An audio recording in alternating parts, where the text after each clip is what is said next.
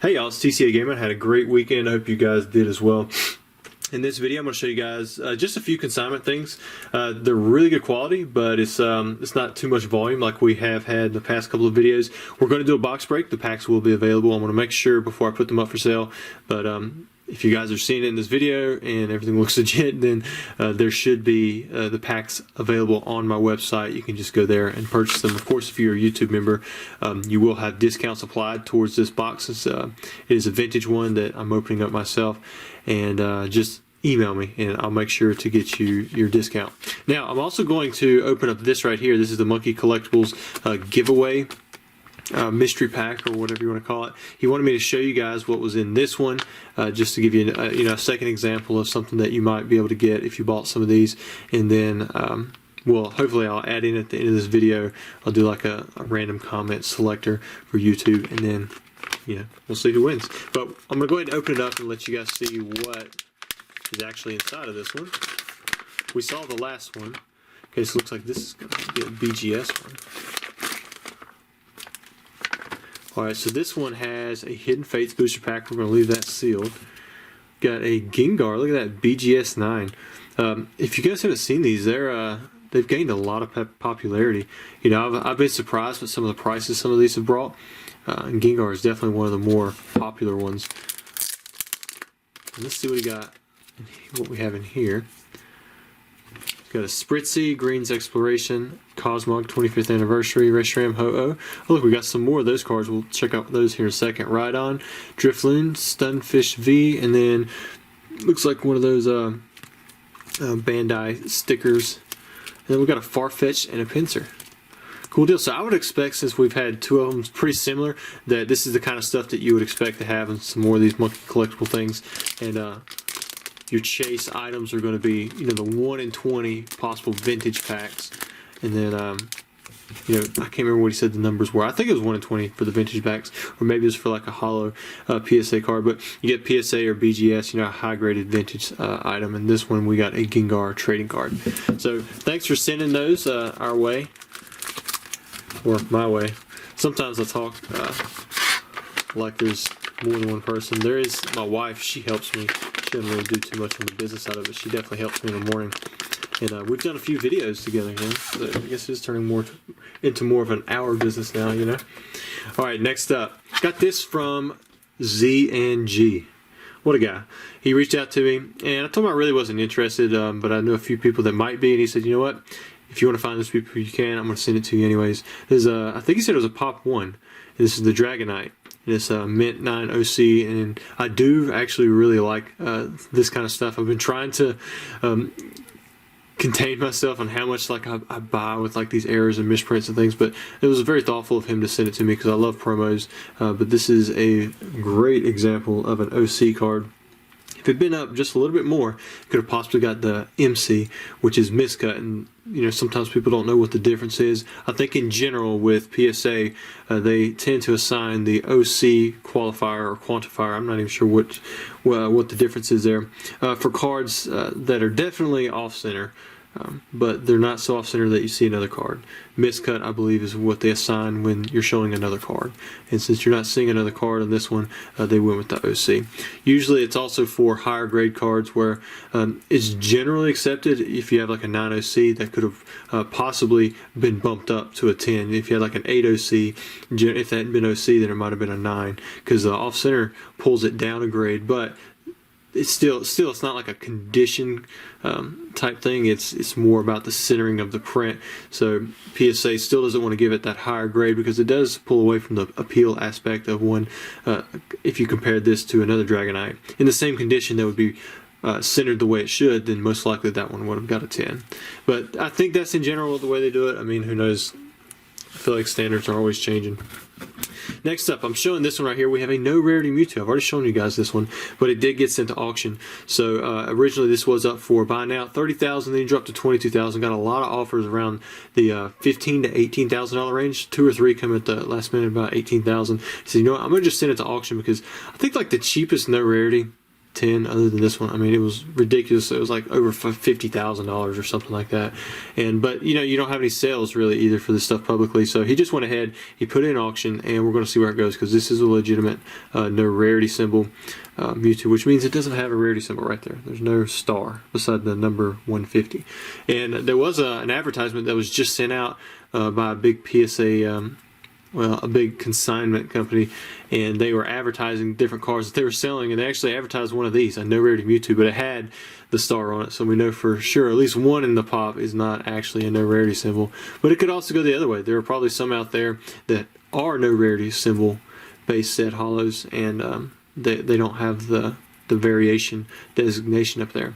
So who knows on the pop for these things, but overall it's still accepted that they're very low, and that's why they bring such a premium over the no rarity ones, just the regular ones. Next up we have this one right here. A guy who had consigned another Art Academy card with me a while back. He saw this one went through S.M. Pratt's. It brought like 12,000 and some change. And he was wanting to go ahead and consign his as well, especially with the special. Right now anything over 5K on an individual item basis, I'm doing it to 10%, and that includes all your fees and everything. So I don't take that out on top. It's just flat 10%. So I'm thinking he's hoping to get a similar price for it. I don't know, if it's going to bring that or not. It may not. It may go higher, it may go lower. A lot of these cards, sometimes people, when they see them go once, it's the first time they saw them, they just want to comp, and then they're willing to pay something close to that the next time they see it go. So who knows? I'm not sure what price is going to be, but it is up for sale, and these are very rare. I think there's only 100 of them out there. So, all right. Next up, I bought this right here. I saw it on eBay for a little bit, and the guy sent it on an offer. I sent him a counter. He sent me a counter. Either I accepted that or I sent him another counter. It ended up being about I think it was $600, but it may have been a little bit more. And I thought that was a pretty good price. I mean, it's a Gem Mint 10, already graded, Fire Red Leaf Green pack. I think they run about $300-400 without being PSA graded in the first place, and the seals look great to me. So, I thought this would be nice to go ahead and add to the Charizard collection, and it is getting tucked away. Next up, we have some more consignments. I don't think I may have shown it to you, but this is CS12. That's CS8 on the Mewtwo, same as the other Mewtwo's that have come through. I got an Entei Gold Star, Gem Mint 10, Torterra Level X, and a Tangrowth Level X. All of these are Gem Mint 10 condition. CS16, that will be the consignment identifier. Basically, if you put in CS16 when you're searching through my store, it should pull up only these three cards. That's a way to kind of sort through the mess sometimes. I realized when eBay changed over their new storefront type thing, where you can go and search. It's a lot more difficult now. There's less links to things. You can't go straight to seller's feedback. You can't go to all the listings, sort them by buy now. You actually have to go to the bottom, hit see all, and then you're in like a different type of storefront setting. I'm not sure why they did that. They're supposed to have corrected some of these features already, but they haven't, and it was basically forced on all of the sellers at the same time. But these are great cards. I mean, I'm excited to see where they'll go. Now, for the very last thing, I told you guys we were going to be doing a box break. And I've had so many requests for Japanese. So when my guy, he reached out to me, he was like, hey man, do you want to potentially buy this? And I said, yeah. I don't really consider myself an expert at all when it comes to judging the seal on Japanese booster boxes. I have opened up many of them before. However, I've seen some that have been opened up and have been fake, and that kind of scares me a little bit. So I told him, we agreed on price, and I said, once I bust the seal and I open up one pack, then I can send you the money. So that's what we're gonna do. This actually feels right. Hear how loud that is? It's like cheap plastic type thing. It's not. Usually it's not stretchy. As soon as you break part of it, it's almost like a potato chip bag. It rips really easy, but sometimes that first rip can be a little tough. And so this is what I've experienced in the past. The holes on the side, that's normal. So we'll just have to see once we get in here. If I get through that first rip, then it should pop pretty easy. There we go.